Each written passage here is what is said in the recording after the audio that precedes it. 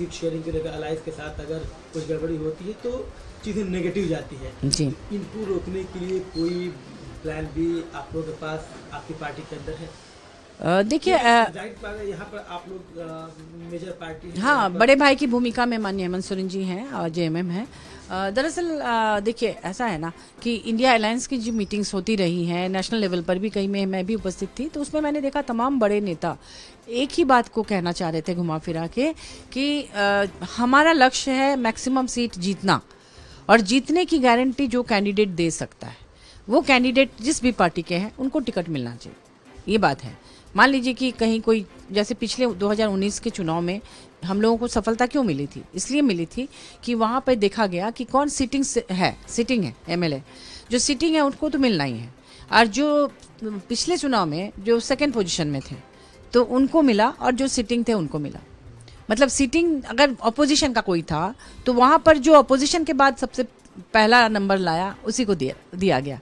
समझ रहे हैं ना कि कहीं अगर बीजेपी के एमएलए हैं तो वहाँ पर बीजेपी के बाद जिसको सबसे ज़्यादा जो स्कोर किया था उसको टिकट मिला। तो वो चीज़ इस बार भी मुझे लगता है कि इस तरह का ही कुछ किया जाएगा ताकि मैक्सिमम सीट निकले। सिर्फ किसी को संतुष्ट करने के लिए, किसी को खुश करने के लिए निश्चित रूप से कोई भी पार्टी टिकट नहीं देगी। वो देखेगी कि कौन सबसे ज़्यादा जीत का भरोसा दिला सकता है, कौन क्षेत्र में सबसे ज़्यादा मेहनत कर चुका है, किस किस क्षेत्रों में पैठ है। कई बार होता है ना कि जनता के साथ अच्छा रिलेशन बना के रखना भी बहुत महत्वपूर्ण होता है।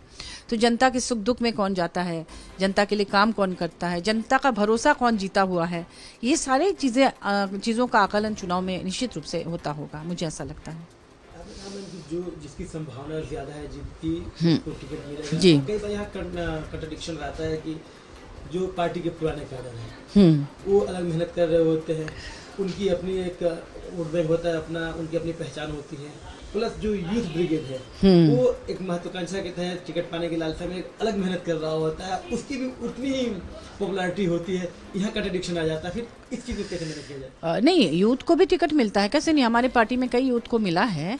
और अगर वो जीतने की का भरोसा दिलाते हैं, देखिए सब कोई जीत नहीं सकता, ये भी बात है, कभी 5,000 10,000 20,000 लोग हारते भी, लेकिन जो सब मैक्सिमम वोट ला सकता है उसी को टिकट मिलता है। उसमें यूथ भी होता है, कई जगह से यूथ को हमारी पार्टी ने टिकट दिया है पिछले चुनाव में भी, और अभी भी अगर कोई यूथ ऐसा है, जैसे अमित महतो जी, उनको टिकट मिला था ना, वो तो यूथ थे। फिर कुणाल सारंगी जी, उनको भी टिकट मिला था। तो ऐसे करके बहुत सारे ऐसे कैंडिडेट्स हैं। विकास मुंडा जी भी हमारे पार्टी से लड़े थे, रमेश मुंडा जी के ये थे पुत्र हैं, सुपुत्र। तो ऐसे करके लगातार यूथ को टिकट मिलता रहा है हमारी पार्टी में। और लेकिन वही है कि सिर्फ यूथ है इसलिए नहीं, बल्कि चुनाव जीतने का जो भरोसा दिला सके और जिनके पास वो काबिलियत हो उन्हें मिलता है। जी। अब आते हैं जम्मू एंड कश्मीर पर। उमर अब्दुल्ला शपथ लेने वाले हैं चीफ मिनिस्टर के। जी। धारा 370 हटने के बाद पहली बार वहाँ चुनाव हुआ।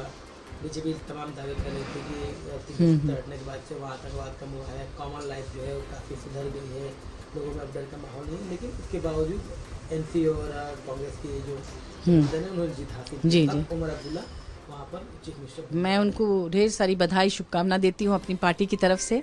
और ये बहुत बड़ी जीत है। भाजपा को जनता नकार रही है विभिन्न क्षेत्रों में, कहीं कहीं कुछ गड़बड़ियाँ होती हैं तो भले ही वो आगे बढ़ जाए। जैसे हरियाणा को लेकर कई सवाल उठ रहे हैं, कई तरह की शिकायतें आई हैं, वो जांच का विषय है, मैं अभी कुछ नहीं बोलूँगी। लेकिन अमूमन देखा जा रहा है कि बहुत सारे सीट्स में भाजपा को जनता नकार रही है।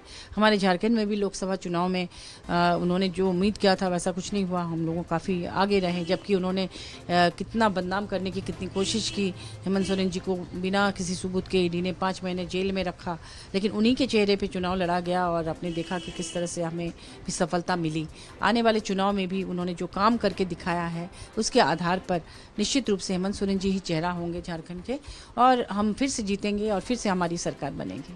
जम्मू कश्मीर एक यूनियन टेरिटरी है, वहाँ का सीएम होना एक चैलेंज है जी। खुद उमर अब्दुल्ला भी मानते हैं। अभी कुछ पहले उनका बयान आया था कि यूनियन टेरिटरी का सीएम होना एक चैलेंज है जी। अब इसका कंपेयर थोड़ा सा दिल्ली से करते हैं। दिल्ली से दिल्ली भी यूनियन टेरिटरी है, आम आदमी पार्टी की सरकार है, केजरीवाल वहाँ पर सीएम थे, अभी आतिशी है। एलजी का वहाँ पर एलजी होते हैं, मेकिंग में देखा जाता है कि स्टैंड ऑफ की सिचुएशन होती है। उमर अब्दुल्ला मान चुके हैं कि चैलेंजेस आएंगे, क्या वहाँ भी एलजी वर्सेस मुख्यमंत्री होगा? देखिए ऐसा नहीं होना चाहिए। मुझे लगता है कि अगर जनता चुन के भेजती है, किसी को मुख्यमंत्री कोई बनते हैं तो उन्हें फ्री हैंड देना चाहिए डेवलपमेंट के लिए। इसमें क्या होता है कि फिर आप उन्हीं को दोष देंगे कि आपने काम नहीं किया और काम करने नहीं देंगे। दिल्ली में भी यही हुआ कि इन लोगों ने इतना अच्छा काम किया शिक्षा के क्षेत्र में, स्वास्थ्य के क्षेत्र में, कि पूरा मिसाल बन गया पूरे देश के लिए। लेकिन फिर उनको किसी गलत ये में जेल में डाल देना, बदनाम करने की कोशिश करना, ये जो रास्ते हैं भाजपा के, ये सही नहीं है। इससे जनता शुरू में तो आप बरगला लेंगे जनता को, लेकिन एक समय के बाद जनता भी ऊब जाती है, समझ जाती है चीज़ों को, और उससे फ़ायदा होने की बजाय नुकसान ज़्यादा होता है। इसलिए मैं तो कहूँगी कि स्वस्थ पॉलिटिक्स करना चाहिए। ये जो साम दाम दंड भेद, ये भले ही एक वाक्य है, लेकिन इस पर मुझे लगता है इससे नुकसान ज़्यादा होता है, फ़ायदा कम।